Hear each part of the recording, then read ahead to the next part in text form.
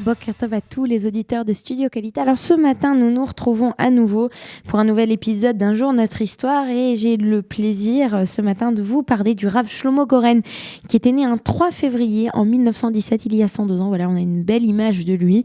On va découvrir ensemble ce personnage qui était en même temps un Ilouï, un très grand de la Torah et en même temps une des personnes qui a œuvré le plus possible à faire de cet État, l'État d'Israël, non pas seulement un État laïque, mais un État juif.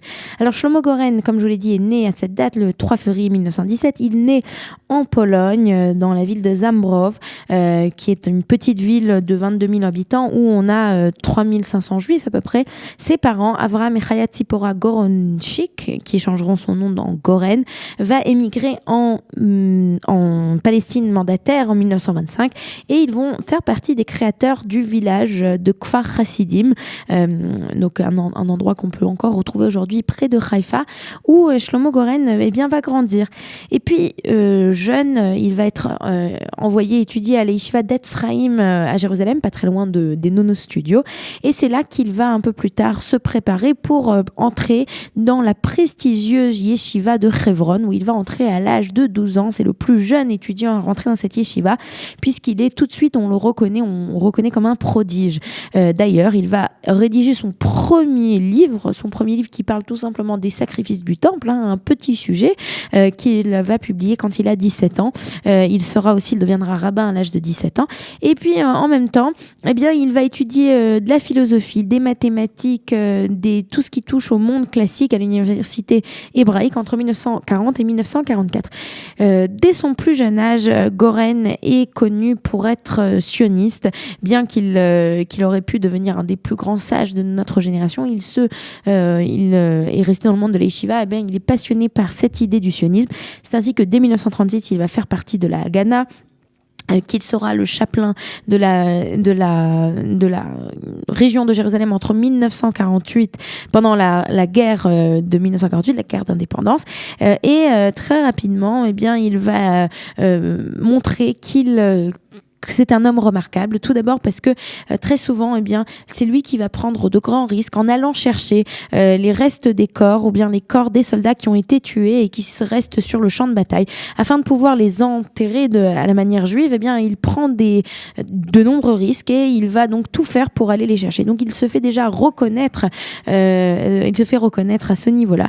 Et puis il va continuer, et c'est ainsi qu'au moment où l'État d'Israël a été créé, il va être nommé, puisqu'il va avoir de longues conversations avec David Ben Gurion, il va être nommé le grand rabbin du rabbinat militaire de Tzahal. On va regarder l'image qui est prête là, voilà.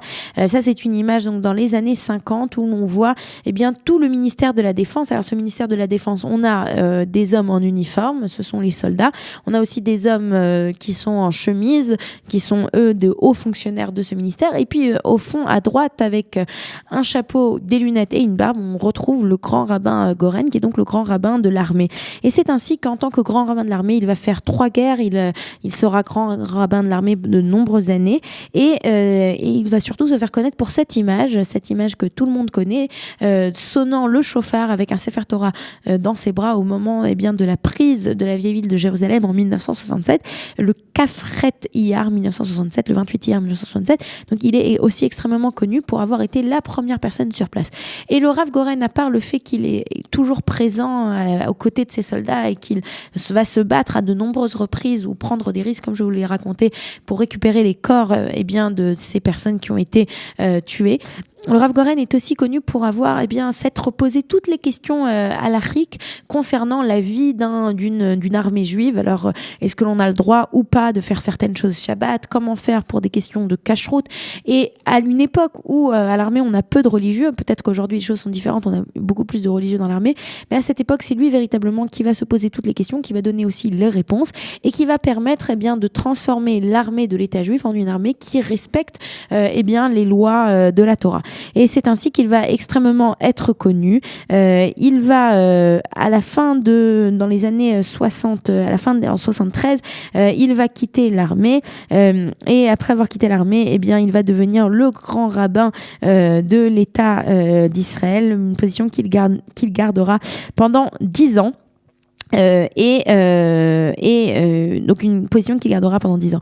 À la fin de cette période, il construira une yeshiva juste à côté du Kotel, dans la vieille ville, lieu de prédilection pour lui.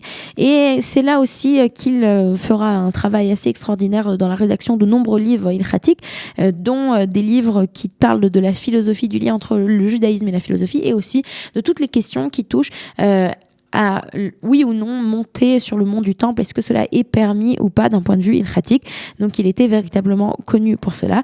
Je dois juste terminer quand même. Si on parle du Rav Goren, il faut parler un tout petit peu de sa famille. Il était marié avec Tzvia Cohen, qui était la fille du Rav David Cohen, le nazir de Jérusalem. Et les deux, le nazir était connu pour être végétarien, et le Rav Goren lui aussi était végétarien. Il est devenu végétarien après avoir visité des abattoirs au Canada en 1967 pour faire une inspection de cacheroute, et depuis il n'a plus touché à la viande. Voilà, c'est donc du Rav Shlomo Goren, ce réformateur, cette personne qui a permis de transformer l'armée de l'État juif en une armée juive. C'est de lui dont je vous parler ce matin, puisqu'il était né le 3 février 1917 et qu'il est décédé le 29 octobre 1994. Vous aimez l'histoire juive ? Retrouvez Liana Gurfinkel dans Un jour notre histoire sur Studio Kalita. C'est tous les matins pour découvrir ensemble les événements et les personnages qui ont fait notre histoire.